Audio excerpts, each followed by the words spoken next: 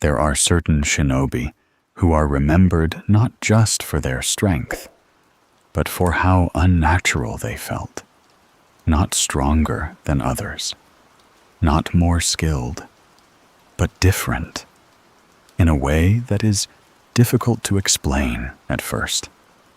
Because when they appear, something about the world begins to feel unstable. The rules still exist, but they no longer seem to apply.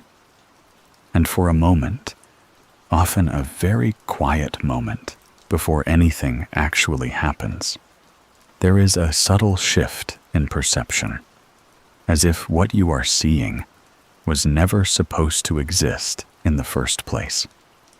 The shinobi world is built on structure. Even in its chaos, even in its constant conflict, there is an underlying system that governs everything within it. Chakra flows according to rules. Techniques require balance and power. No matter how great, is still bound by limitation. Every shinobi, regardless of their talent, exists within that structure.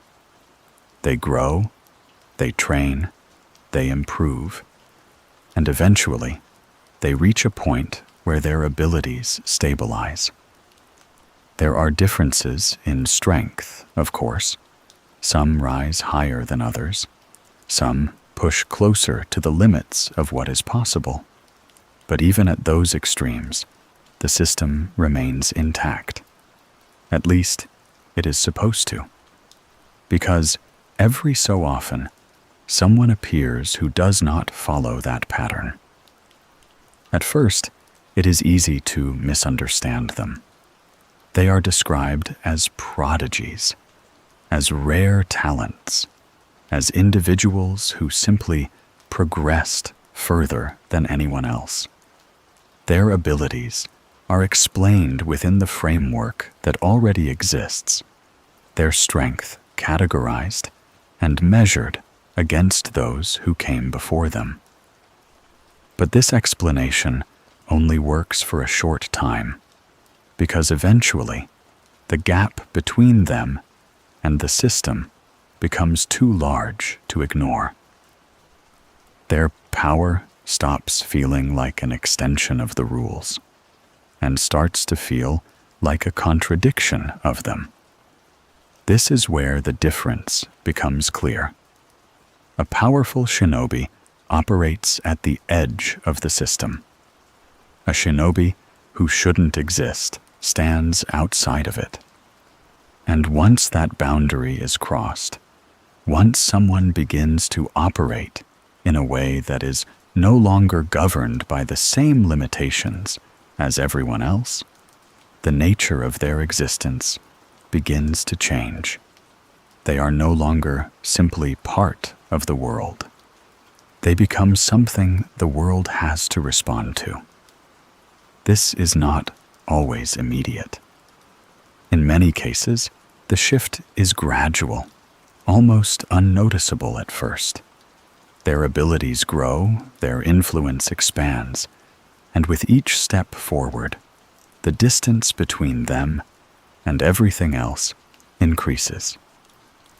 But there is a point, a moment that can often only be recognized in hindsight, where that distance becomes absolute, where they stop fitting. Not just within their village, or their role, or their identity as a shinobi, but within the structure of the world itself. And when that happens, the way they are perceived begins to change. They are no longer understood in the same way, not because they are too complex, but because the framework used to understand them no longer applies. Their actions cannot be predicted in the same way. Their limitations cannot be relied upon, and their presence begins to introduce uncertainty into a system that depends on balance to function. Because the shinobi world, for all its violence and instability, is still a system of balance. Power exists, but it is countered. Strength rises, but it is eventually challenged. No individual, no matter how capable, is meant to exist without something that can oppose them. This is what allows the world to continue, what prevents it from collapsing under the weight of its own extremes. But what happens when something appears that cannot be balanced? What happens when a shinobi reaches a point where the usual responses no longer work, where strength cannot be matched, where strategies fail, not because they are flawed, but because they are no longer relevant? At that point, the problem is no longer about defeating them. It becomes about understanding them. And that is where things begin to break down, because these shinobi do not just challenge the world physically. They challenge it conceptually. They force the system to confront something it was never designed to handle, something that exists beyond its assumptions, beyond its expectations, beyond the rules that define it. And in doing so, they reveal something that is easy to overlook, that the system itself is not absolute. It is only stable until something proves that it isn't.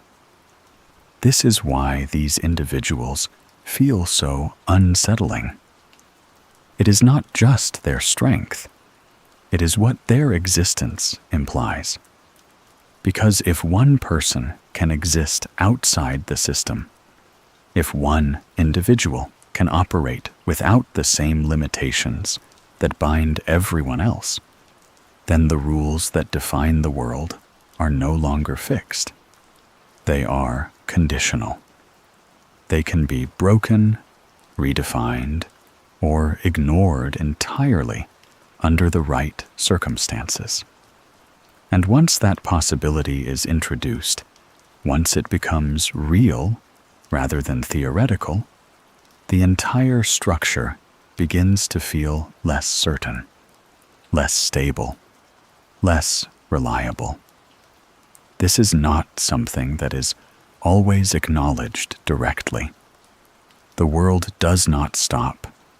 It does not openly question itself. And it does not immediately collapse. Instead, it continues, adapting in small ways, adjusting to the presence of something that does not fully belong. But beneath that surface, beneath the continuation of normal function, there is a growing tension. Because something has changed. The system has been challenged, and it has not fully recovered. For the shinobi who exist outside of it, this tension is not always something they recognize. In many cases, they do not see themselves as anomalies, nor do they view their abilities as something unnatural. To them, their power is simply an extension of who they are, something that developed over time, something that feels justified by their experiences, their effort, or their understanding of the world. But from the outside, the difference is clear. They do not operate the same way. They do not follow the same patterns. And most importantly, they are not bound by the same limits. This is what separates them. Not just strength, but freedom from structure. And that kind of freedom, while it may appear like an advantage, comes with its own consequences.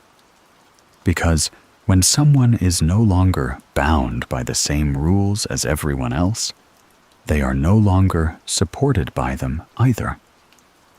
The system that once provided balance, that once ensured that no individual could move too far in one direction, no longer applies in the same way. They are free, but they are also alone. And in that isolation, something begins to change. Because without limits, without opposition that can truly challenge them, their path forward becomes less about growth and more about direction. Not whether they will continue to move forward, but where that movement will lead and what it will affect along the way. This is where the idea of the shinobi who shouldn't exist begins to take shape. Not as a title, not as a label, but as a realization. That some individuals do not just rise within the system. They move beyond it. And once that happens, once someone begins to exist outside the rules that define the world, the question is no longer how strong they are. It becomes something else, something quieter, and far more difficult to answer. What happens when the world can no longer contain them? Before something can be understood as unnatural, there has to be a sense of what is natural to begin with. And in the world of shinobi, that sense is not vague or abstract. It is structured, consistent, and deeply ingrained into everything that exists within it. From the moment a shinobi begins to train, they are introduced to a system that defines not only what they can do, but how far they can go. Chakra is measured, controlled, and expended. Techniques require balance, precision, and cost. Growth is gradual, shaped by effort, experience, and time. Even the most talented individuals do not simply arrive at strength. They move toward it, step by step, within boundaries that are understood and rarely questioned. This structure creates something important, even in a world filled with conflict. It creates predictability, not in the sense that outcomes are guaranteed, but in the sense that they are understandable. When two shinobi face each other, there is an unspoken awareness of limits, an understanding that no matter how intense the battle becomes, it will still exist within the same set of rules. Speed can be countered, strength can be matched, and even the most complex techniques can be analyzed and responded to with enough skill. This is what allows strategy to exist, what allows conflict to feel like something that can be navigated rather than something that simply overwhelms. Even at the highest levels, this system remains intact. There are shinobi who push its boundaries, who come close to its limits, who seem to operate at the very edge of what is possible, but they do not break it. Their power can still be understood, still be placed within the framework that defines everything else. There is always a cost, always a trade-off, always a point where their abilities reach a limit that cannot be ignored. This is what keeps the world from becoming chaotic beyond control. what ensures that no single individual can move so far beyond the rest that they become untouchable. But the most important part of this system is not just the rules themselves. It is the acceptance of those rules. Shinobi are not just trained to use chakra or perform techniques. They are trained to operate within limitation, to understand that power comes with boundaries, and that those boundaries are not meant to be bypassed, but respected. Even ambition, even the desire to grow stronger, is shaped by this understanding. The goal is not to escape the system, but to rise within it, to refine what is already possible, rather than redefine what is not. This creates a kind of balance that extends beyond individual ability and into the structure of the world itself. Villages rely on this predictability, on the idea that power can be measured, compared, and, if necessary, countered. Alliances are formed with the understanding that no single force will become so dominant that it disrupts everything else. Even war, as destructive as it is, operates within this balance, with outcomes that are shaped by strategy, numbers, and the limits of those involved. And for most of the world, this balance holds. It is not perfect, and it does not prevent conflict or loss, but it provides a framework that allows those things to exist without completely destabilizing everything around them. It ensures that even in moments of chaos, there is still a sense of order beneath the surface, something that can be relied on even when everything else begins to shift. But this reliability depends on one assumption: that everyone is bound by the same rules. Because if even one person is not, if even one individual exists outside of that structure, then the predictability that defines the system begins to break down. Strategies that once worked no longer apply. Limitations that once provided balance no longer hold.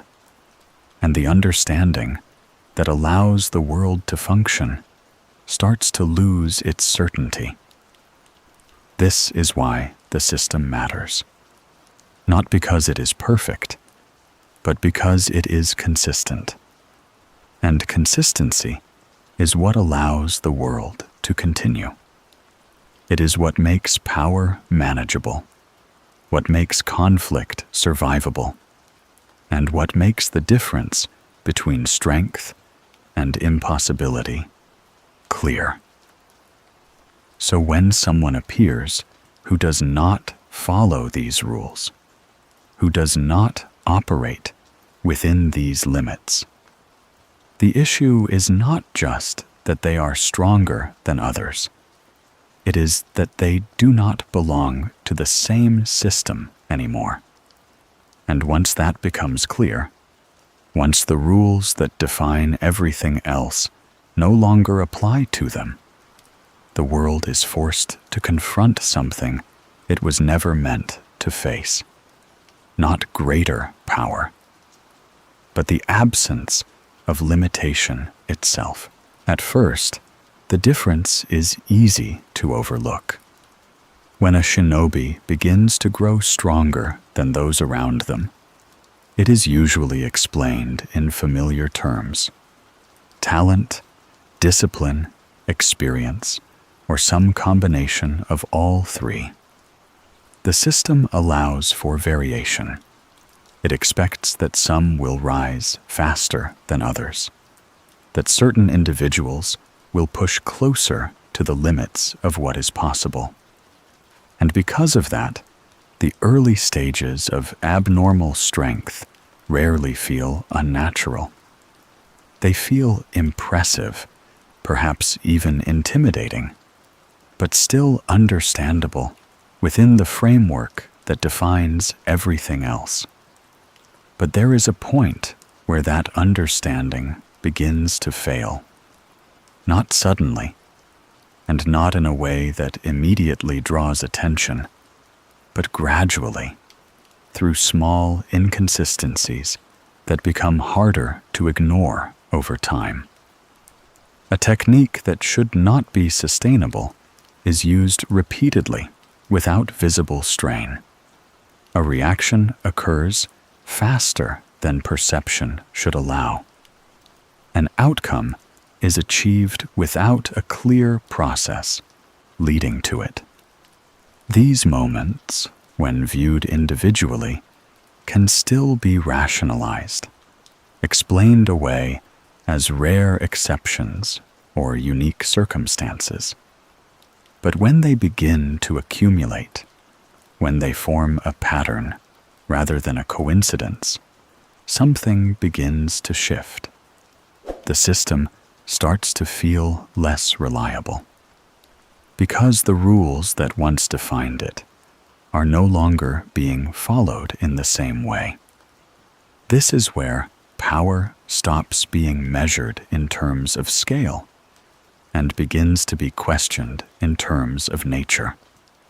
It is no longer about how strong someone is compared to others, but about whether their strength can even be compared at all. The difference is subtle, but important. A powerful shinobi exists at the upper edge of the system. Their abilities are extreme, but they are still part of the same structure. A shinobi who begins to break that structure does not simply exceed others. They begin to operate according to a different set of conditions entirely. And once that happens, the way they are perceived begins to change, because strength, when it becomes too great, does not just intimidate. It confuses. It creates situations where outcomes cannot be predicted, where strategies that should work no longer do, and where the usual logic that governs conflict begins to lose its effectiveness. This is not because the system has disappeared, but because it is no longer complete. It still applies to most of the world, but not to the individual who has moved beyond it. This creates a kind of imbalance that is difficult to address, because imbalance within the system can be corrected, but imbalance caused by something outside of it cannot. At this stage, the problem is no longer how to respond, but whether a response is even possible within the same framework. Opponents find themselves reacting to situations that do not follow expected patterns, attempting to counter abilities that do not behave according to known rules. And with each failed attempt, the gap becomes more apparent, not just in strength, but in understanding. Because what is being faced is no longer just a stronger version of what already exists. It is something else, something that does not align with the assumptions the system was built on. This is when power begins to feel impossible, not because it defies logic entirely, but because it defies the specific logic that the world has come to rely on. It introduces outcomes that cannot be easily traced back to their cause, actions that do not seem to require the same input as everything else, and abilities that feel disconnected from the effort or limitation that usually defines them. And when power reaches that point, it stops being something that can be engaged with normally. It becomes something that must be endured. This is a subtle but important shift because engagement implies interaction, the ability to respond, adapt, and influence the outcome. But endurance is different. It implies survival, the ability to withstand something that cannot be directly countered. And when shinobi, who are trained to analyze, adapt, and overcome, are forced into a position where endurance replaces strategy, the nature of conflict begins to change. It becomes less about skill and more about inevitability. This is not always recognized immediately, especially by those experiencing it for the first time. There is often resistance, an attempt to reassert the system, to find a way to bring the situation back within familiar boundaries. But as the pattern continues, as more encounters produce the same kind of result, that resistance begins to fade, because the conclusion becomes harder to avoid. That what they are facing is not just stronger than them, but fundamentally different. And once that realization takes hold, once it becomes clear that the usual rules no longer apply, the system itself begins to feel less stable. Not because it has changed, but because its limitations have been exposed. It was never meant to account for something like this, and in the presence of it, its structure begins to show signs of strain. This is where the idea of the shinobi who shouldn't exist begins to solidify, not as an exaggeration, but as a recognition of something that cannot be fully explained within the existing framework. These individuals are not simply rare. They are anomalies, points where the system fails to fully contain what it has produced. And in that failure, something important is revealed, that the rules of the world are not absolute. They are conditional. They hold until something proves that they don't.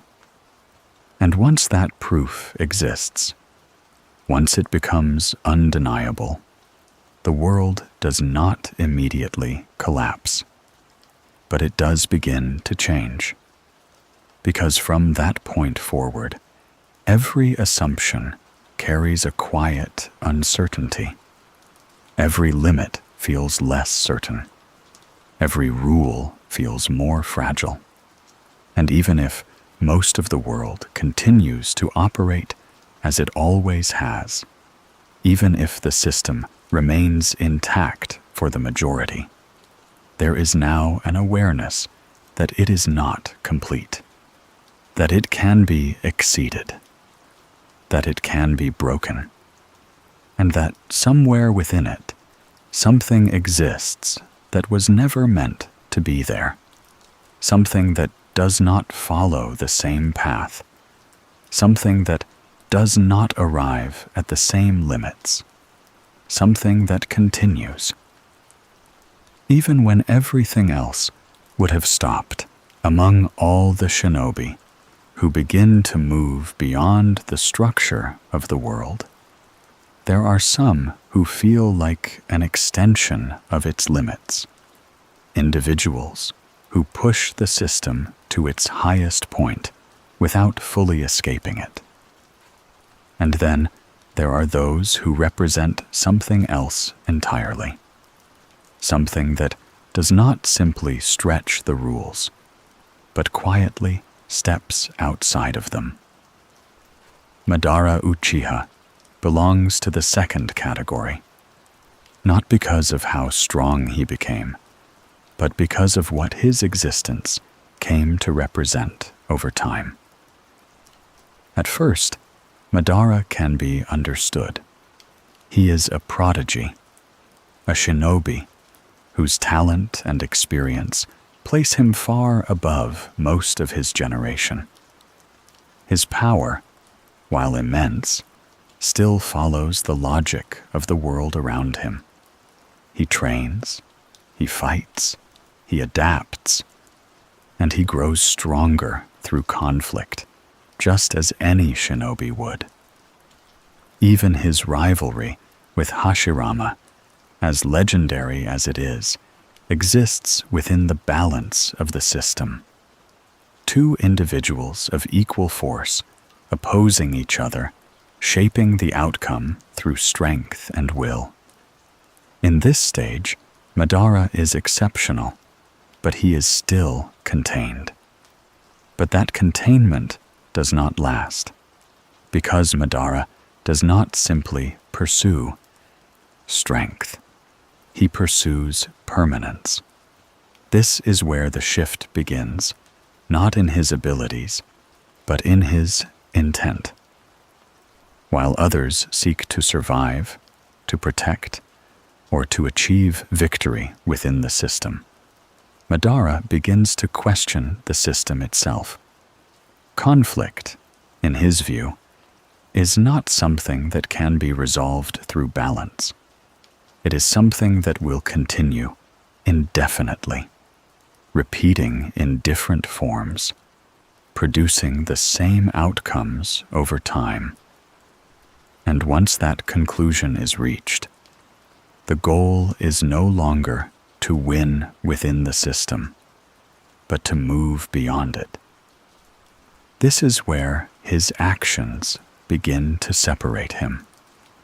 Madara does not accept defeat in the way others do.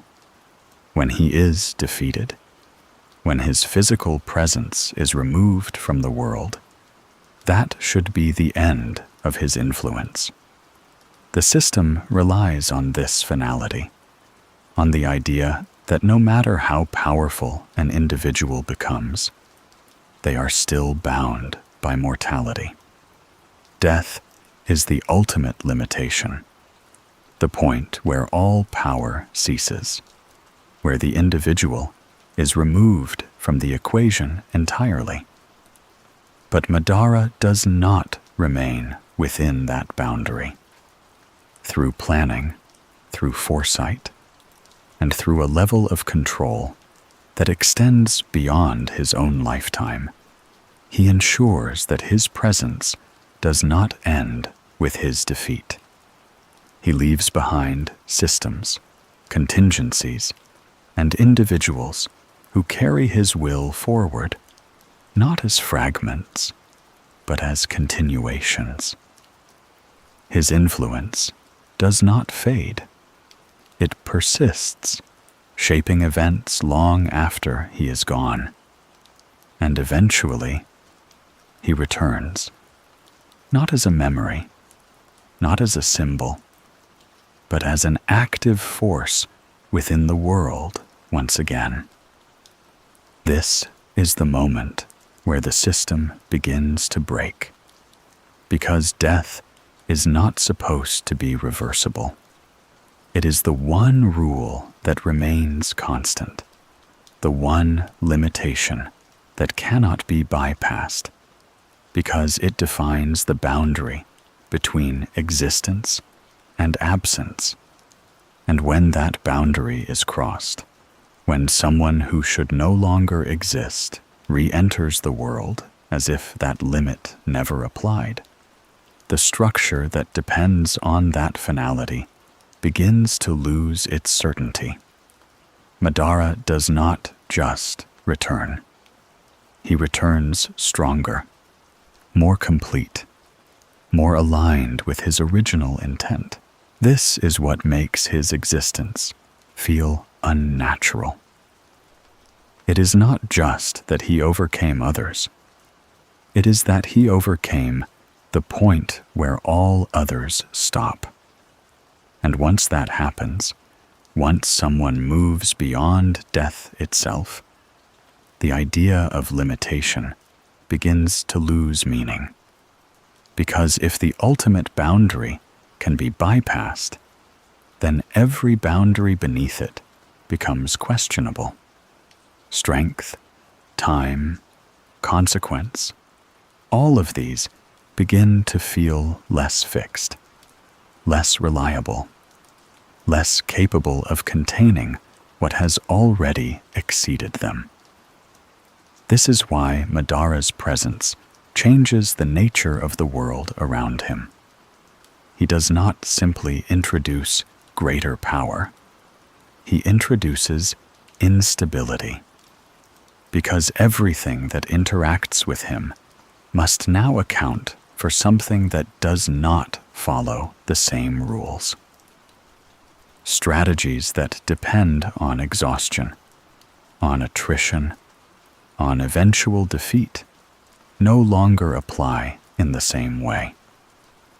The expectation that conflict will end, that there is a limit to how far someone can go, is no longer guaranteed. And when that expectation disappears, the system loses one of its core foundations: finality. Without finality, there is no clear resolution. Without resolution, conflict does not conclude.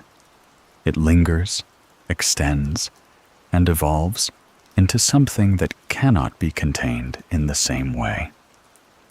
Madara embodies this shift completely. He is no longer just a participant in the world. He becomes something the world must adjust to. His presence forces others to reconsider what is possible, not just in terms of strength, but in terms of existence itself. He does not operate within the normal flow of time, nor does he adhere to the natural progression of cause and effect. His actions are not limited by the same constraints, and because of that, they produce outcomes that feel disconnected from what should be achievable. And yet, from his perspective, none of this is unnatural. It is necessary. Because once he concludes that the world itself is flawed, that its cycles cannot be broken through ordinary means, the idea of staying within its rules becomes irrelevant. If the system produces the same outcomes repeatedly, then operating outside of it becomes the only way to change those outcomes. This is the deeper truth of Madara's existence. He does not just surpass the system. He rejects it. And in doing so, he becomes something that the system cannot fully account for. Not just a stronger shinobi, but a presence that exists beyond the point where shinobi were ever meant to reach. A man who does not end when he should. A will that continues when it is supposed to stop. And a force that remains, even after the world has already decided that it shouldn't. If Madara represents a shinobi who moved beyond death, then Obito represents something quieter, but no less unsettling. He is not defined by overwhelming presence or visible dominance in the same way. Instead, what makes Obito feel unnatural is the way he exists within the world, or more precisely, the way he does not fully exist within it at all. At the beginning, Obito follows a path that is almost ordinary.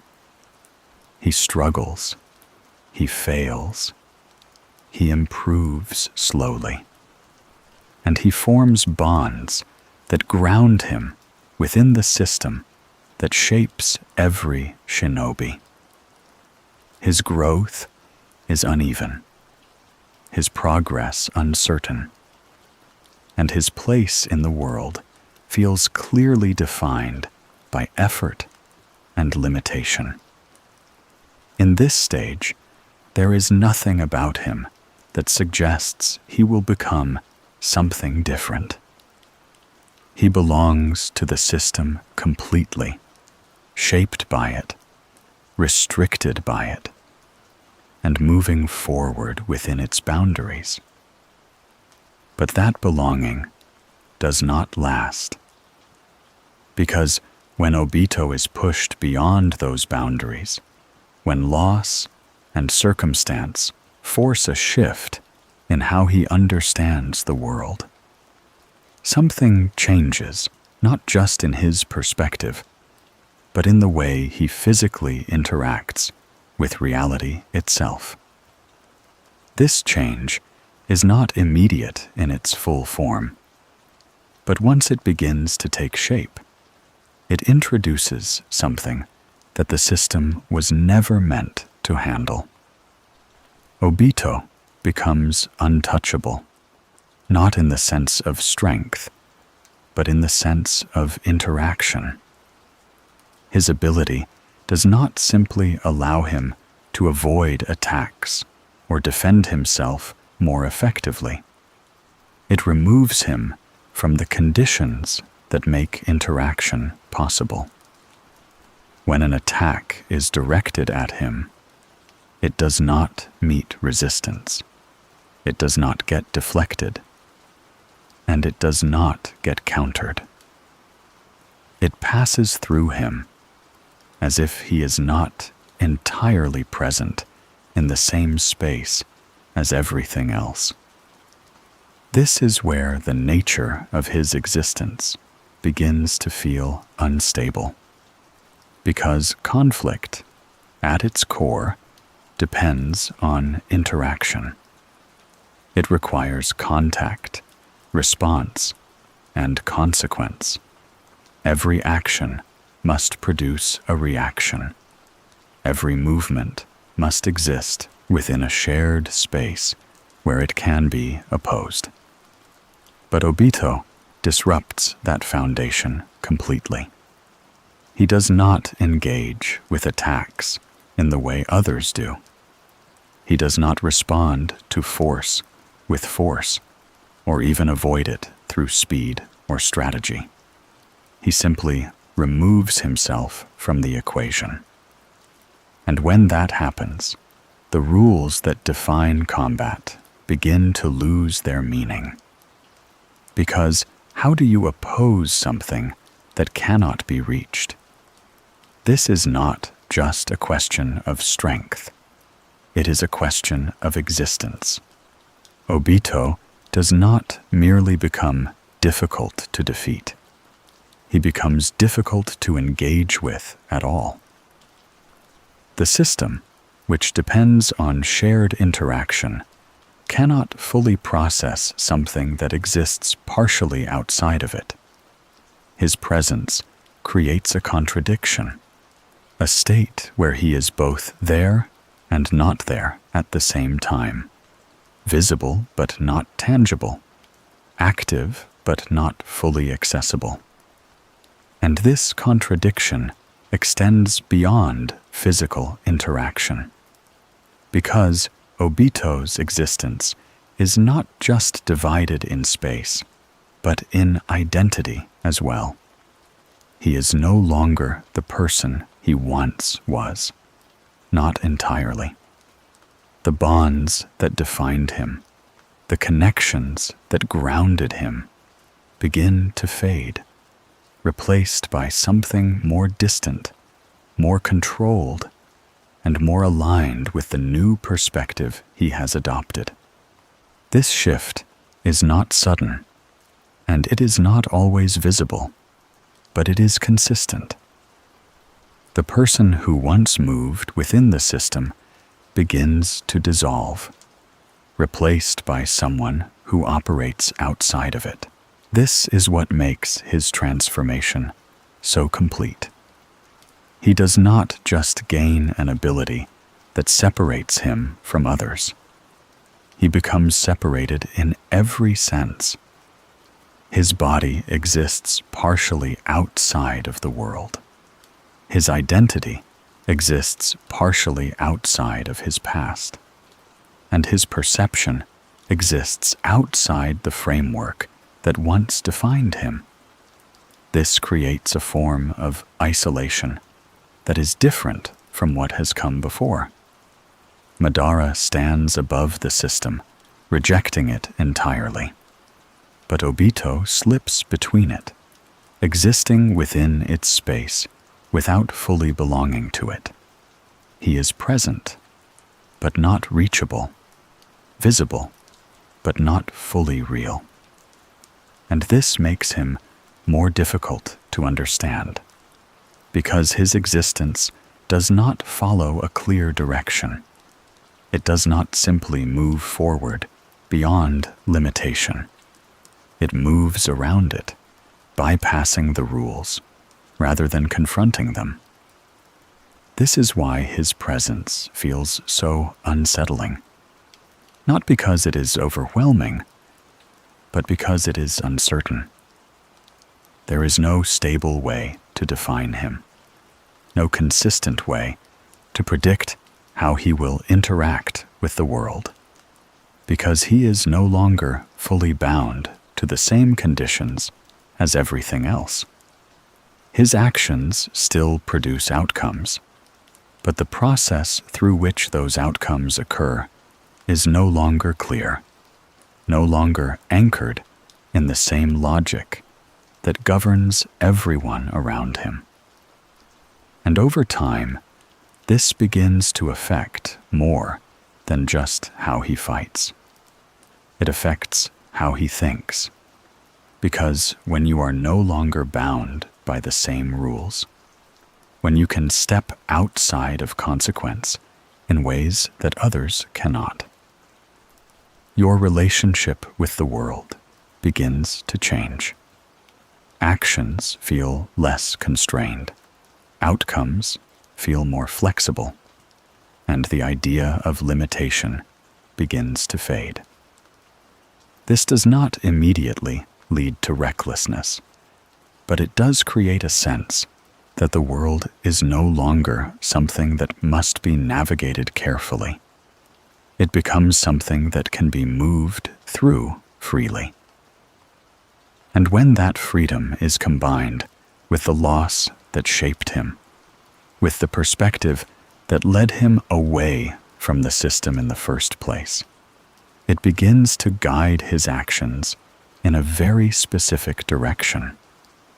The world, as he sees it, is flawed, unstable, and ultimately not worth preserving in its current form.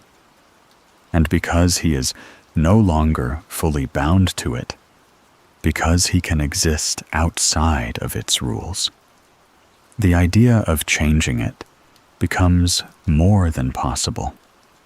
It becomes inevitable. This is the deeper truth of Obito's existence. He does not just break the system.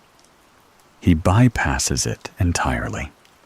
He becomes something that cannot be opposed through normal means, something that cannot be contained within the structure that defines everything else. And in doing so, he reveals a different kind of flaw in the world. Not that it can be overpowered, but that it can be avoided, that it can be stepped out of. And once that possibility exists, once it becomes real rather than theoretical, the system faces something it was never meant to address. Not a force that stands against it, but one that no longer stands within it at all. If Madara represents defiance, and Obito represents absence, then Itachi exists in a way that is far more difficult to define. He does not overwhelm the world with force, nor does he remove himself from it entirely. Instead, he changes how the world is experienced, not for himself alone, but for those around him.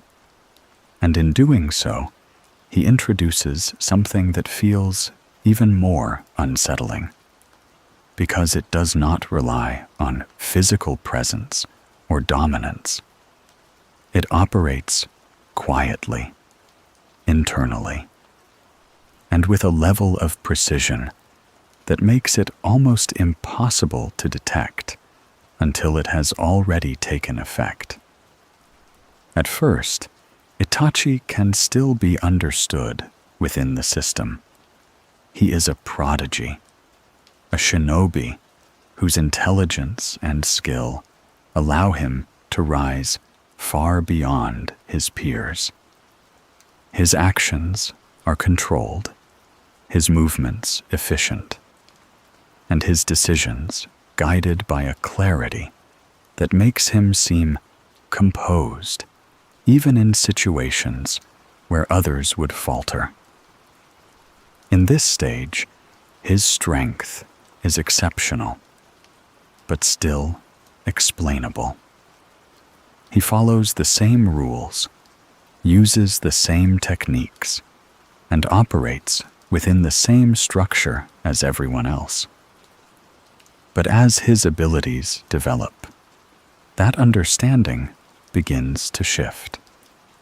Because Itachi does not just fight opponents. He redefines the conditions of the fight itself. Through genjutsu, he does something that goes beyond deception or distraction. He does not simply alter what someone sees. He alters what they experience. Time stretches, compresses, or becomes irrelevant. Moments that should pass in an instant expand into something that feels endless, forcing the mind to endure something far beyond what the body is actually experiencing.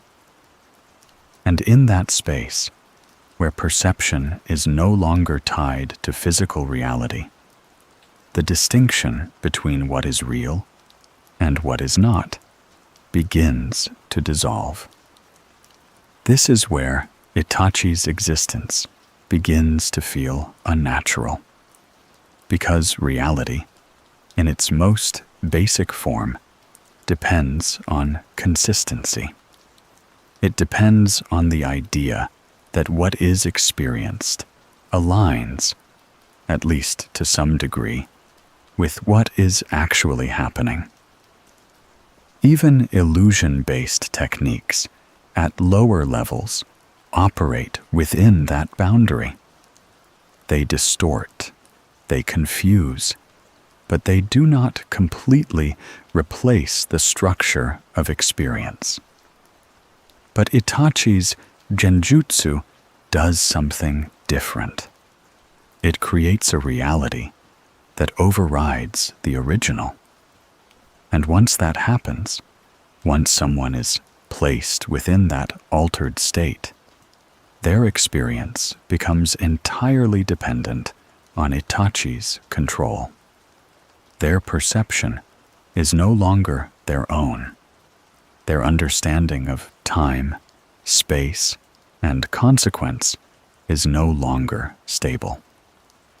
Everything they experience is filtered through a framework that exists only because he allows it to. This is not just influence. It is authority. Because in that moment, Itachi is not simply interacting with the world. He is defining it. And this ability introduces a level of control that extends far beyond physical interaction. He does not need to overpower his opponent, nor does he need to avoid them. He changes the conditions under which the interaction takes place, removing the need for conventional engagement entirely. The battle is no longer decided by strength, speed, or endurance. It is decided by who controls perception, and Itachi controls it completely. This is what separates him from others who have pushed beyond the system. Madara confronts the system and breaks through it. Obito steps outside of it, but Itachi reshapes it from within. He operates in the same space, under the same conditions, but alters those conditions so fundamentally that they no longer function as they should. And because this change is internal, because it happens within the perception of others, rather than in the external world, it is far more difficult to resist. There is no clear boundary to push against, no visible force to counter, only an experience that feels real, even when it is not. And this creates a different kind of imbalance. Because when reality itself can be altered, when perception can be controlled to that extent, the idea of truth becomes unstable. What is real is no longer determined by what exists, but by what is experienced. And if experience can be manipulated, then reality becomes something that can be rewritten at will. This is the deeper implication of Itachi's power. It is not just that he can defeat opponents without physical effort. It is that he removes the need for physical interaction entirely.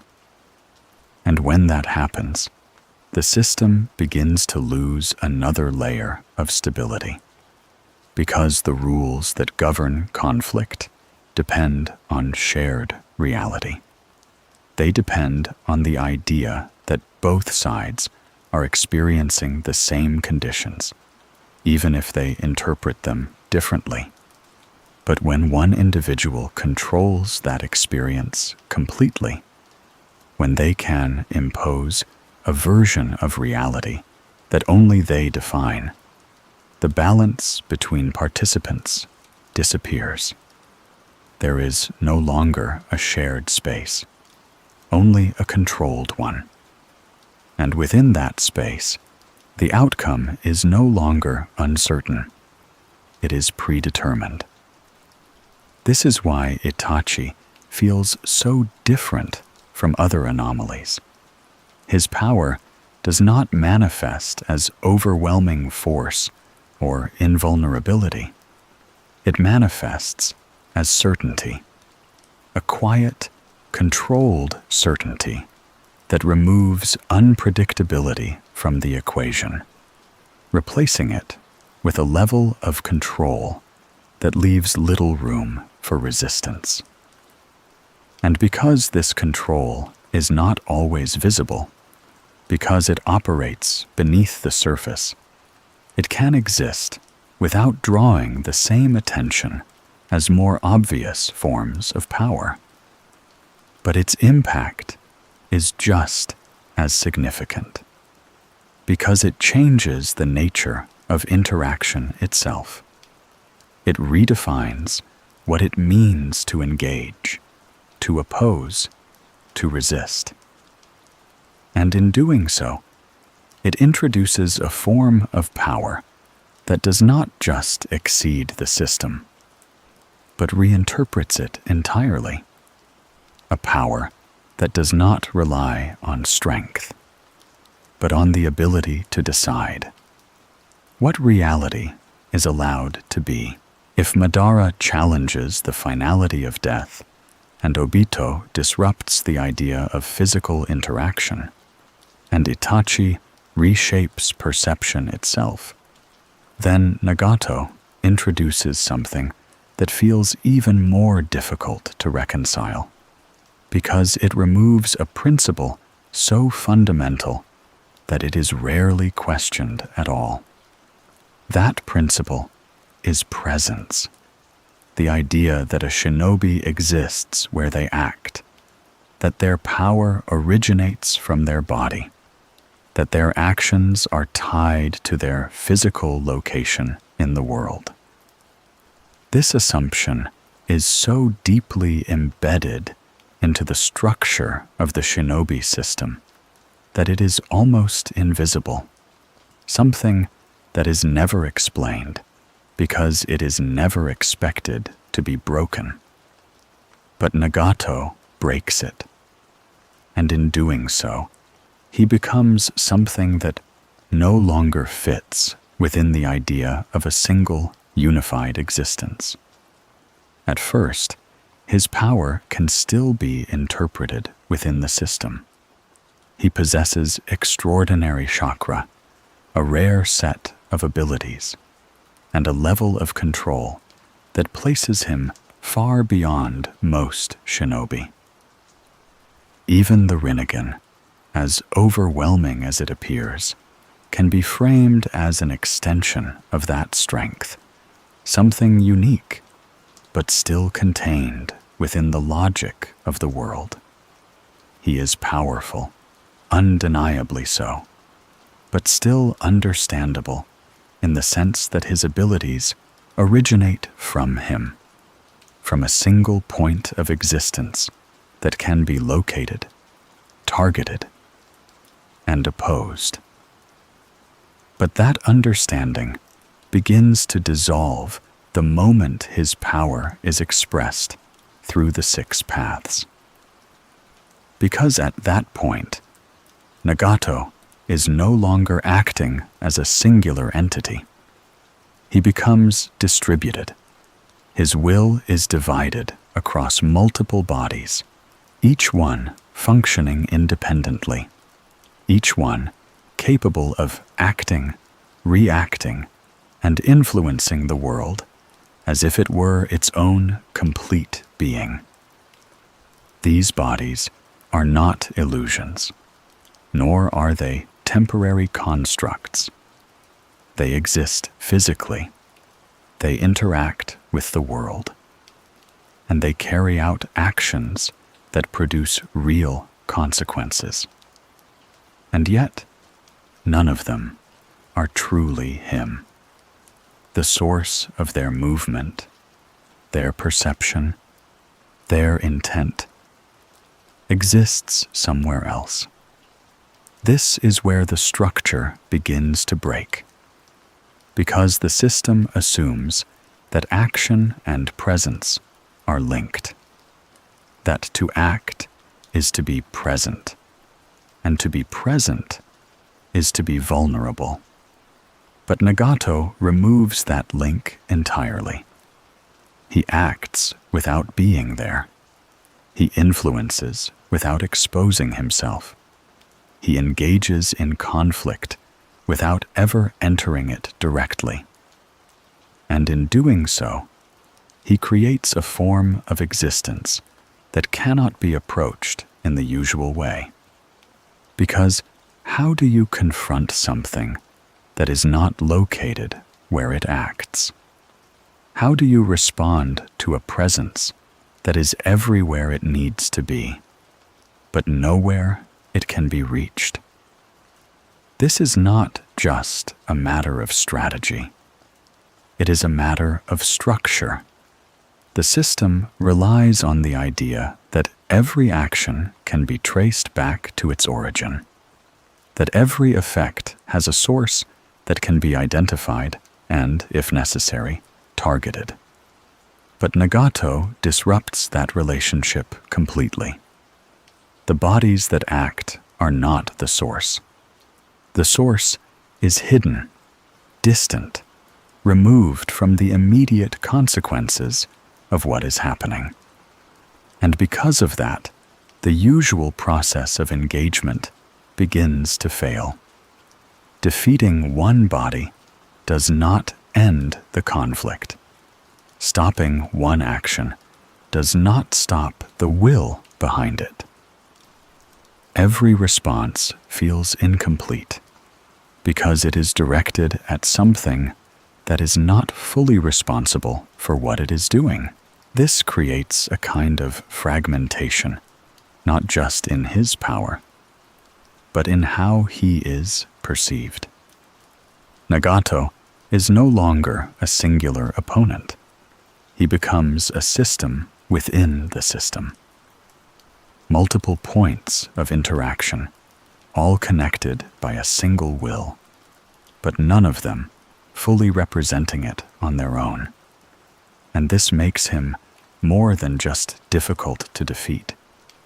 It makes him difficult to understand, because his existence no longer aligns with the idea of individuality. He is both one and many, present and absent, active and removed. And this duality extends beyond his abilities into his identity itself. The person he once was, the individual shaped by his experiences, his loss, and his understanding of the world, becomes less visible over time. In its place emerges something more abstract, more focused on function than identity. He is no longer simply acting as himself, but as a force that operates through multiple forms, each one serving a purpose, each one contributing to a larger outcome that is defined by a singular intent. This is where his transformation becomes complete. He does not just gain power. He becomes a structure of power. And within that structure, the idea of vulnerability begins to disappear. Because vulnerability depends on exposure. It depends on the ability to locate, to reach, and to affect the source of action. But when that source is removed, when it exists outside the immediate space of conflict, vulnerability becomes something that is no longer easily accessible. The system can respond to the effects, but not the origin. It can engage with the surface, but not the core. And over time, this creates a sense of inevitability. Because if the source cannot be reached, then the conflict cannot be fully resolved. It can be delayed, disrupted, or redirected, but not ended in the way the system is designed to end things. The assumption that every conflict has a conclusion, that every force has a limit, begins to weaken in the presence of something that operates beyond those assumptions. This is what makes Nagato's existence feel so unnatural. Not just that he is powerful, but that he no longer exists in a way that can be fully contained within a single point. He spreads, he extends, he operates through distance, through separation, through a division of self that allows him to act without being present, and to remain present without being exposed. And when that kind of existence becomes real, when it moves from possibility into reality, the system is forced to confront something it was never built to handle. Not a stronger individual, but a different form of existence entirely. One that does not rely on presence, one that does not depend on a single body, one that cannot be reduced to a single point of failure. And once that form exists, once it becomes part of the world, the idea of what a shinobi is supposed to be begins to shift. Because a shinobi is no longer just someone who acts within the world. They can become something that acts through it, quietly, indirectly, and without ever fully being there at all. Up to this point, the shinobi who begin to step outside the system do so in ways that feel disruptive. They break rules, bypass limitations, or reshape reality itself, creating contradictions that the world struggles to contain. Their power feels unnatural because it introduces instability, because it exposes flaws in the structure that everything else depends on. But Hashirama Senju represents something different, something that does not appear unstable on the surface, and yet feels just as impossible when examined closely. Because Hashirama does not break the system in the same visible way. He fits within it, and yet, somehow, he exceeds it completely. At first, his strength can still be understood in familiar terms. He is talented, disciplined, and experienced. A shinobi who has honed his abilities through conflict and necessity. His power is immense, but it is still expressed through chakra, through techniques, through the same fundamental mechanisms that define every other shinobi. There is no immediate contradiction in how he operates. He follows the rules. But the more closely his abilities are observed, the more those rules begin to feel insufficient to explain them, because the scale of his power does not match the process that should have created it. Hashirama's chakra is not simply large. It is overwhelming. It does not fluctuate in the way it should, does not deplete in the same visible manner, and does not seem to require the same level of management that others must constantly maintain. Where most shinobi measure their output carefully, balancing their energy to avoid exhaustion, Hashirama moves through battle with a consistency that feels almost detached from limitation. His power flows without interruption, as if it is not something that needs to be sustained, but something that simply exists. And this is where the difference begins to emerge. Because his strength does not feel earned in the same way, not because he lacks effort or experience, but because the result exceeds what effort and experience alone should produce. There is a gap between cause and effect, a distance between what should be possible and what is actually happening.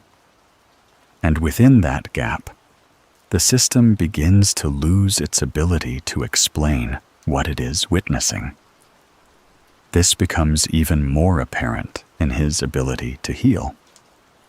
For most shinobi, recovery is a process that requires time, attention, and often external assistance. Injuries carry weight. They limit movement. They alter the flow of battle, and they create consequences that must be accounted for.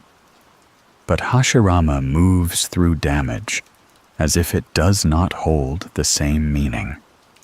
His body restores itself without deliberate action, without visible cost, and without the delay that should naturally occur.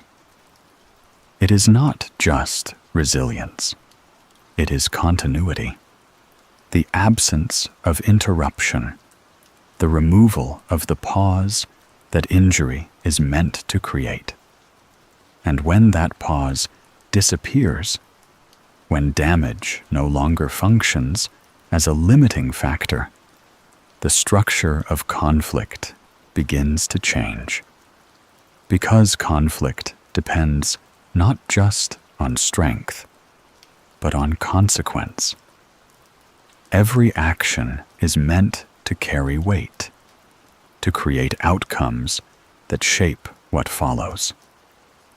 But when those outcomes no longer accumulate in the same way, when they are erased almost as quickly as they appear, the balance begins to shift.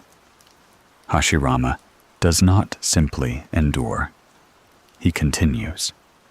And that continuity makes him feel less like a participant in the system and more like something that exists above its constraints. This is what makes his presence so difficult to define.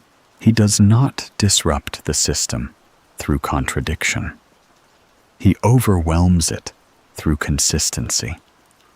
Everything he does aligns with the rules, but the results extend far beyond what those rules should allow.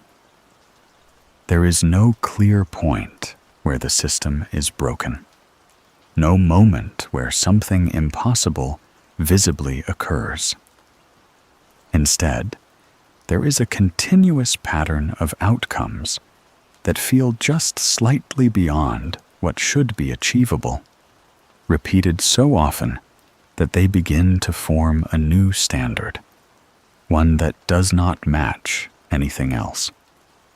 And over time, that pattern begins to feel less like an anomaly, and more like something fundamental has been exceeded.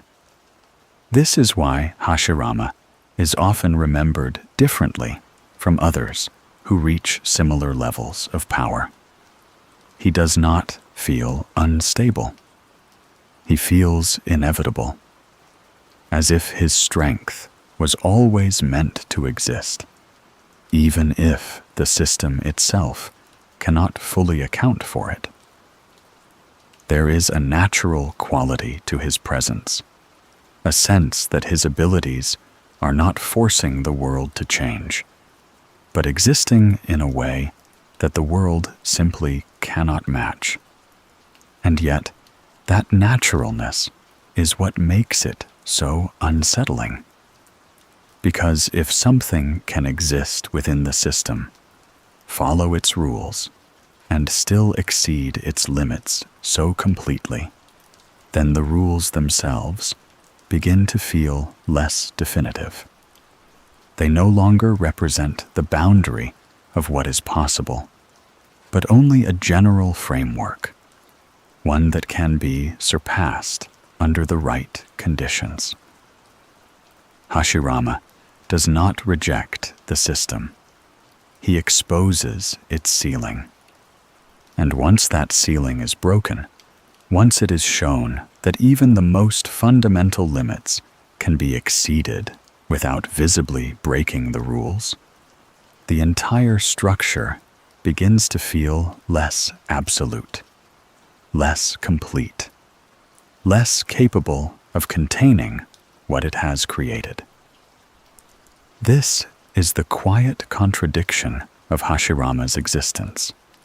He does everything the way it is supposed to be done, and still arrives at a result that should not be possible. No distortion, no illusion, no escape from reality. Only power that continues without interruption, without visible cost, and without reaching a point where it stops. And in that continuity, in that absence of limitation, he becomes something that the system cannot easily define. Not because he stands outside of it, but because he reaches a point within it that it was never designed to handle. Up to this point, each shinobi who stands outside the system does so in a way that can still be traced back to something specific, an ability, a transformation, or a shift in perception that separates them from what is considered normal. Madara moves beyond death. Obito bypasses interaction. Itachi reshapes perception. Nagato removes presence. And Hashirama exceeds limitation through continuity. Each of them represents a different fracture in the system, a different way in which the rules begin to fail. But Naruto and Sasuke represent something else entirely. They are not just exceptions. They are the point where the system begins to collapse under its own expansion. At the beginning, both of them exist fully within the structure of the shinobi world. Their growth follows a recognizable pattern, shaped by training, experience, and the gradual refinement of their abilities. Naruto struggles, adapts, and improves through persistence. Sasuke advances through talent, discipline, and an increasingly focused pursuit of strength. Their paths are different, but they remain grounded in the same framework that defines every other shinobi. Even as they begin to surpass others, even as their abilities grow to levels that place them far beyond their peers, they are still understandable within the system. Their strength is extreme, but it is still tied to effort, to conflict, and to progression. There is still a sense that what they are becoming, while rare, is not impossible. But that understanding does not last, because there comes a point where their growth is no longer a continuation of the system. It becomes something else. With the introduction of 6 paths power, the structure that once defined their limits begins to dissolve. Their abilities no longer feel like extensions of what they were, but transformations into something entirely different. The source of their power shifts, no longer tied solely to their own development, but connected to something older, something more fundamental, something that exists beyond the framework that governs ordinary shinobi. And once that connection is established, the rules begin to lose their meaning, because the limitations that once defined growth no longer apply in the same way. Chakra, which was once something that had to be measured and managed, becomes something vast and continuous, flowing in a way that feels less like a resource and more like a constant.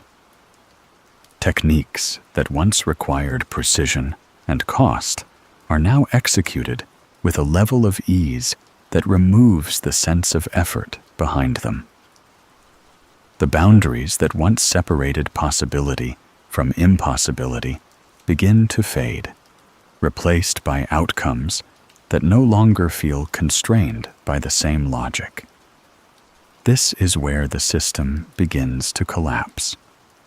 Not because it is broken directly, but because it is exceeded so completely that it can no longer contain what it has produced. Naruto and Sasuke do not just push beyond limits. They render those limits irrelevant.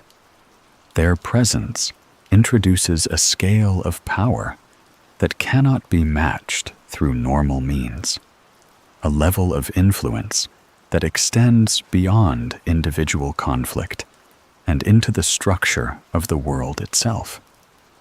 Battles are no longer defined by strategy or endurance in the same way. They become expressions of force on a scale that reshapes the environment, alters the conditions of engagement, and produces outcomes that feel disconnected from the constraints that once governed everything else.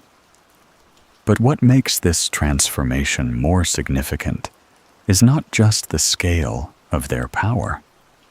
It is the way it changes their relationship to the system, because they are no longer just participants within it. They become something closer to anchors around which the system must adjust. Everything else begins to shift in response to them, not the other way around. The balance that once existed, the interplay between strength and limitation, becomes secondary to their presence. The world does not operate around them in the same way. It reacts to them, adapts to them, and in some cases struggles to maintain its structure in the face of what they represent. And yet, despite this shift, there is still something different about them compared to those who came before. Because Naruto and Sasuke do not arrive at this point alone. Their paths are connected, not just through rivalry, but through something deeper, something that ties their existence to a shared origin that exists beyond their individual experiences. This connection creates a form of balance between them, but it is not the same kind of balance that the system once maintained. It is not a balance of limitation. It is a balance of opposition. Two forces, both existing beyond the system, countering each other in a way that prevents complete collapse, but does not restore the original structure. They do not return the world to what it was. They redefine what it can be. And in doing so, they introduce a new kind of instability. Because when power reaches this level, when it moves beyond limitation entirely, the question is no longer how it fits within the system. It becomes whether the system can continue to exist alongside it. This is the final stage of the pattern, where anomalies are no longer isolated, where exceptions are no longer rare, where the accumulation of power across multiple individuals and generations reaches a point where the original structure can no longer contain it. Naruto and Sasuke are not just shinobi who shouldn't exist. They are the result of a system that has been stretched, challenged, and exceeded so many times that it begins to lose its original form. They are what happens when every boundary is pushed far enough, when every rule is tested until it no longer holds. When the distinction between what is possible and what is not ceases to matter. And once that distinction disappears, once the limits that once defined everything are no longer clear, the world is left in a state that feels unfamiliar, not broken, but changed. Because the system has not been destroyed. It has been outgrown. And what remains is something new, something less defined, something that no longer operates according to the same certainty. A world where power is no longer measured by how far it can go within the rules, but by how completely it can exist without them. When a shinobi moves beyond the system, when they step outside the limits that once defined them and begin to operate according to something else entirely, it is easy to focus only on what has been gained. The power, the freedom from constraint, the ability to act without being bound by the same rules as everyone else, all of these appear as advantages, as signs of evolution rather than consequence. From a distance, it can even seem like the natural goal of growth, the point that all shinobi are ultimately moving toward, even if only a few ever reach it. But what is often less visible and far more difficult to define is what is lost in the process. Because the system does not just impose limits, it provides structure. It creates a shared understanding of how the world works, a framework that allows individuals to interact, to relate, and to exist within the same reality.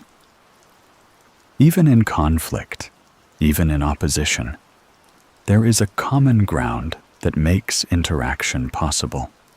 Strength can be measured, actions can be predicted, and outcomes, while not guaranteed, can at least be understood within a familiar context.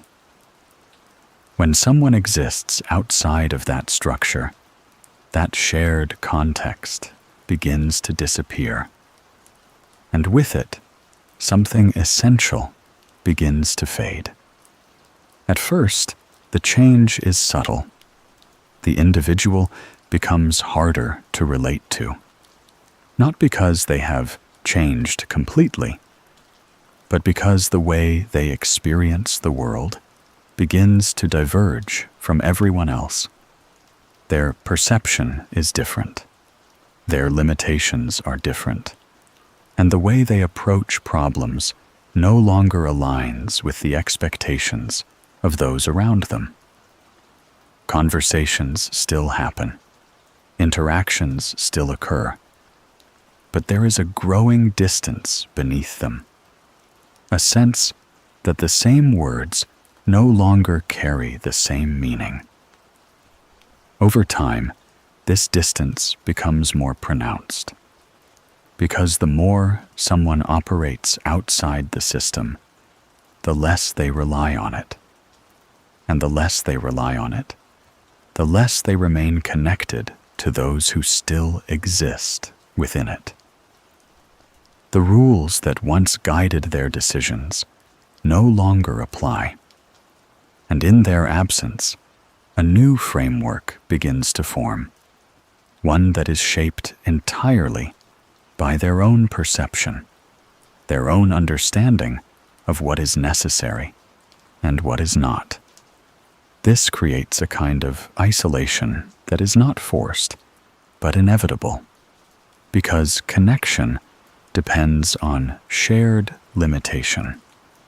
It depends on the idea that people are navigating the same boundaries, facing the same constraints, and working within the same structure. But when one person is no longer bound by those constraints, when they can act in ways that others cannot even fully comprehend, the basis for that connection begins to weaken. And eventually, it begins to disappear. This is where the cost becomes more visible, not as a loss of power, but as a loss of alignment. The individual is no longer part of the same system, and because of that, they are no longer part of the same understanding. Others cannot fully grasp the way they see the world, and they, in turn, begin to see others as limited, restricted by rules that no longer feel relevant. This is not always expressed openly, but it exists beneath the surface, shaping how they think, how they act, and how they relate to everything around them. At the same time, the absence of limitation introduces another change, a shift in responsibility. Because when someone is no longer constrained by the same rules, when their actions are no longer balanced by equal opposition, the impact of what they do begins to extend further. Decisions carry more weight, not because they are more important in intention, but because there is less resistance to them. The system that once absorbed and balanced actions no longer functions in the same way. And as a result, every choice begins to shape the world more directly. This creates a form of pressure that is not always acknowledged, because with greater freedom comes greater consequence, even if that consequence is not immediately visible. The individual is no longer just acting within the world.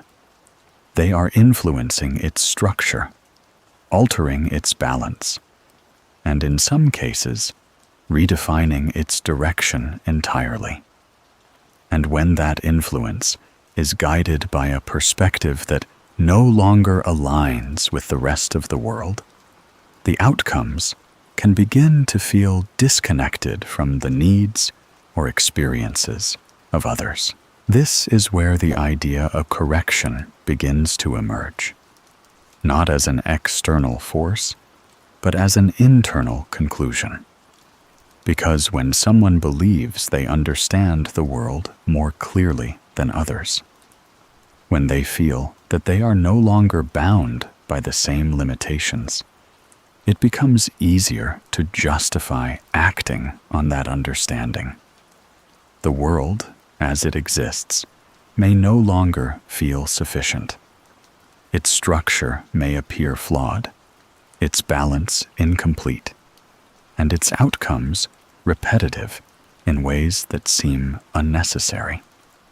And from that perspective, change begins to feel necessary. Not gradual change, not adjustment, but something more complete. Because if the system itself is no longer relevant, if it no longer applies to the individual who has moved beyond it, then there is little reason to preserve it in its current form. The focus shifts from working within the system to reshaping it, or in some cases, replacing it entirely with something that aligns more closely with the individual's understanding of what the world should be. But this is where the cost becomes unavoidable.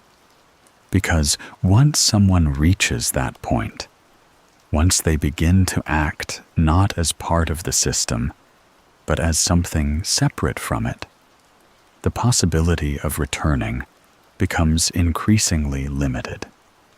The distance that has formed, the separation between their perception and that of others, the reliance on a framework that exists outside the shared structure, all of these make it difficult to reconnect with what was once familiar. They are no longer navigating the same world, even if they are physically still within it. And over time, this leads to a quiet realization. that the freedom gained by leaving the system behind is not without consequence. It removes limitation, but it also removes connection. It allows for greater action, but it isolates that action from shared understanding. It creates the ability to reshape the world, but at the cost of no longer fully belonging to it. And in that trade, something fundamental is altered. Because the shinobi who shouldn't exist is no longer just someone who has surpassed the system.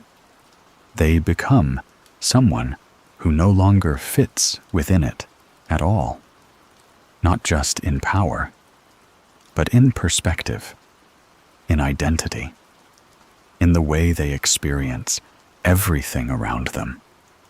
And once that separation is complete, once the system can no longer contain them, and they can no longer relate to it, there is only one direction left to move. Forward, away from what once defined them, toward something new, something that does not rely on the same rules, something that does not require the same balance, something that exists entirely on its own terms. And once that path is taken, once the distance becomes too great to close, the question is no longer what has been gained, but whether anything that was lost can ever be restored. When something exists outside the system, when it moves beyond the limits that once defined it, and begins to operate according to its own logic, the world does not immediately collapse in response.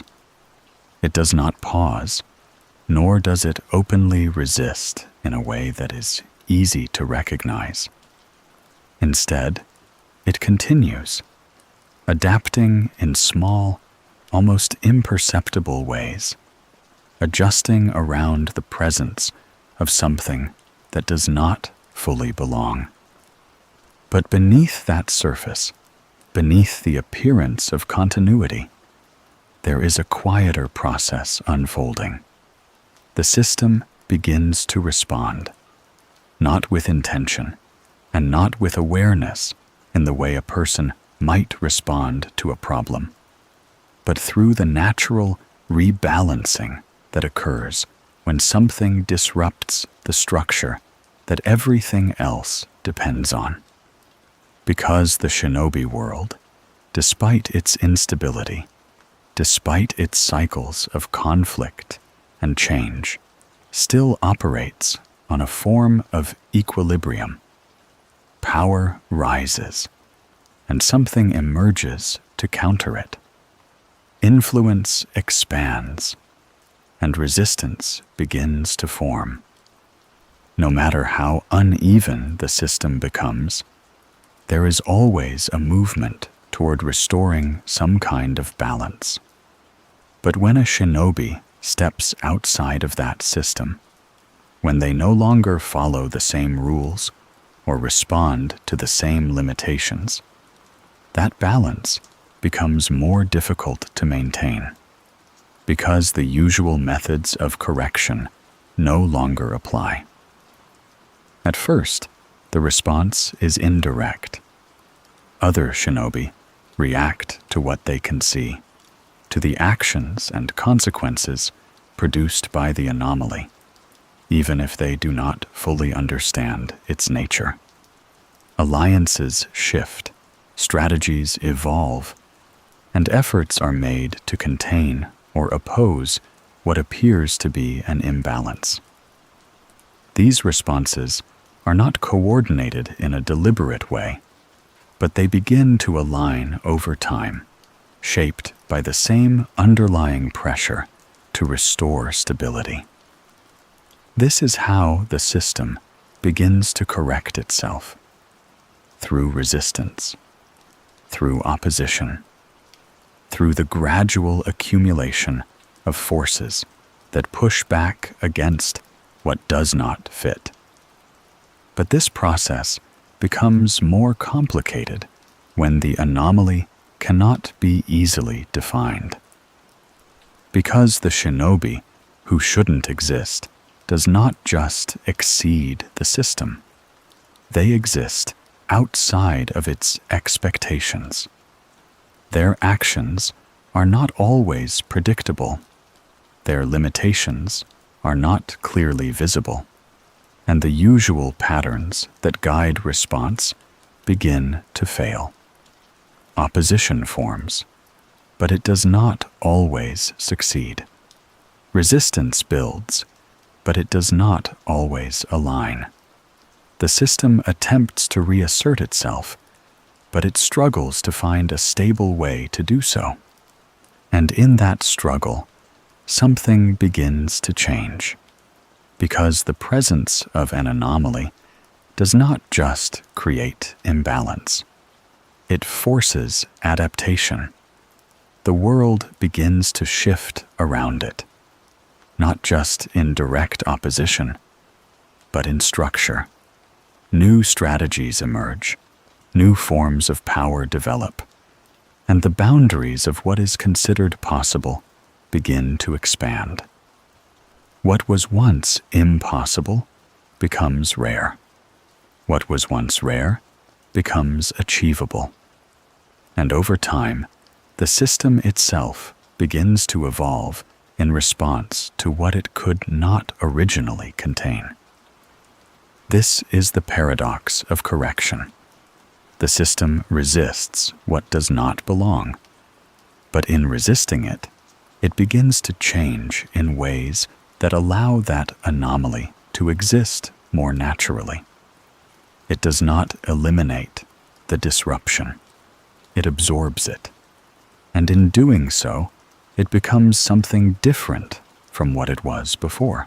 This process is not immediate, and it is not always successful. There are moments where the system fails to correct itself, where imbalance grows too large, where conflict escalates beyond what can be contained. Wars begin, structures collapse, and the world shifts in ways that feel unstable and uncertain. But even in those moments, the underlying pattern remains. The system continues to move toward balance, even if that balance looks different than it did before. This is why the world does not simply accept shinobi who exist outside of it. It reacts, not out of fear alone, but out of necessity, because their presence introduces a level of unpredictability that cannot be ignored, a disruption that affects not just individual conflict, but the structure of the world itself. And if that disruption is not addressed, if it is allowed to continue without resistance, the system risks losing the very stability that allows it to function. But at the same time, the system cannot simply remove these individuals, because they are not separate from it entirely. They are produced by it. Each anomaly, each shinobi who moves beyond the rules, is still a result of the world they exist in. Their power, their perspective, their transformation, all of it originates from within the system, even if it eventually exceeds it. And because of that, the system cannot fully reject them without also confronting the conditions that allowed them to exist in the first place. This creates a kind of tension that never fully resolves. The world resists them, but it also reflects them. It tries to correct them, but in doing so, it reveals its own limitations. And over time, this tension becomes part of the structure itself, something that is not eliminated, but integrated into the way the system continues to function. This is why the presence of these shinobi never truly disappears, even when they are defeated, even when they are removed. The conditions that created them remain. The system continues to produce individuals who push beyond its limits, who challenge its structure, and who force it to adapt in ways that it was never originally designed to. And so, the cycle continues, not because it cannot be broken, but because it is reinforced by the very process of correction. The world resists what does not belong, but in resisting it, it ensures that something similar will eventually appear again. Because the system, in trying to preserve itself, reveals its own instability. And that instability becomes the foundation for the next anomaly, the next individual who moves beyond the rules, the next shinobi who shouldn't exist. And when they appear, the process begins again, quietly, inevitably, not as a failure of the system, but as a continuation of what it has always been. By the time all of these lives are placed side by side, by the time their patterns are followed slowly enough that they stop feeling like isolated events and begin to feel connected, the phrase, the shinobi, who shouldn't exist, begins to settle into something far more precise than it first appeared. It no longer sounds dramatic, and it no longer feels like an exaggeration meant to emphasize strength. Instead, it begins to feel like a quiet conclusion. Because these individuals are not simply powerful, and they are not just rare. They represent moments where the shinobi world produces something it cannot fully explain, something it cannot easily contain, and something it cannot return to balance without first changing itself. They are not mistakes in the sense of something accidental. They are outcomes, and the longer they are observed, the more it becomes clear that they are not as unpredictable as they seem. At the beginning, the shinobi world presents itself as something structured, not stable in the sense of peace, but stable in the sense of rules. Chakra has limits. Growth has a process. Power carries cost. Even the most gifted individuals move forward within a framework that feels consistent enough to be understood. This structure is what allows everything else to function. It allows conflict to be navigated rather than endured blindly. It allows strength to be measured, compared, and responded to. And most importantly, it creates the belief that no matter how far someone advances, there will always be a point where they stop. That belief is what keeps the system intact, even when everything else begins to fracture.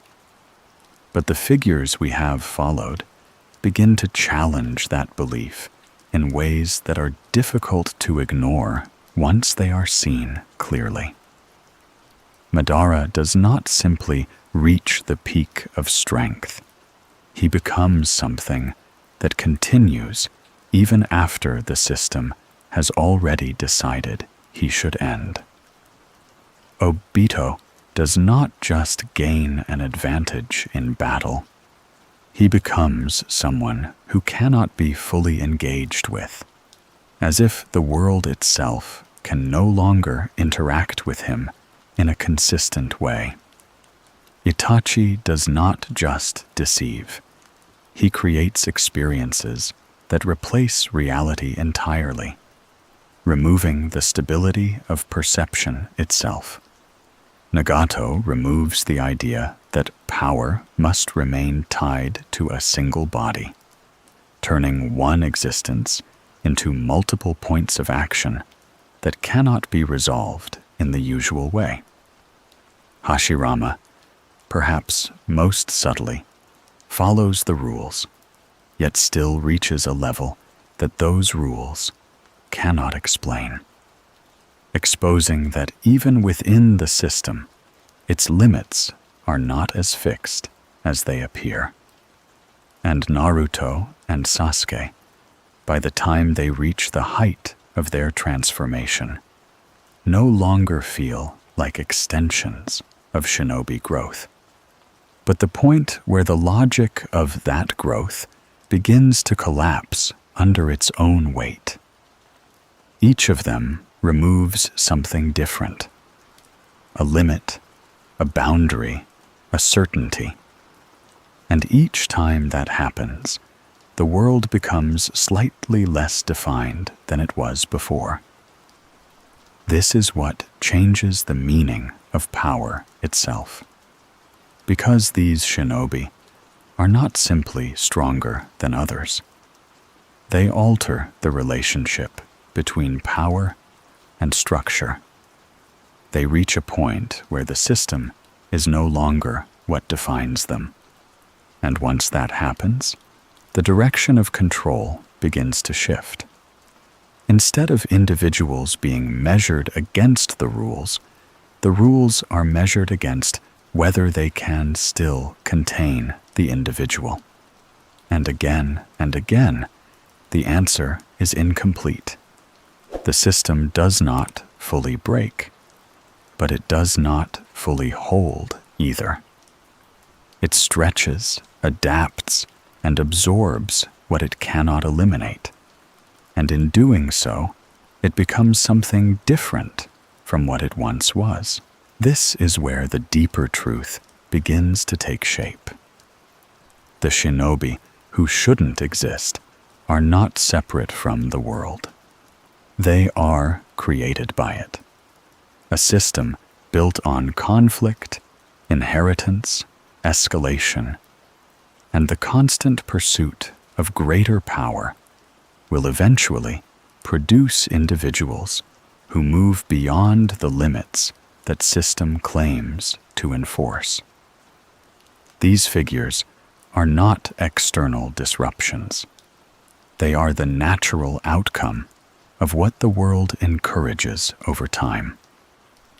Every war that demands stronger shinobi, every lineage that concentrates power, every philosophy that justifies pushing further, all of it contributes to a structure that slowly moves toward its own boundaries, without fully recognizing when those boundaries have already been crossed.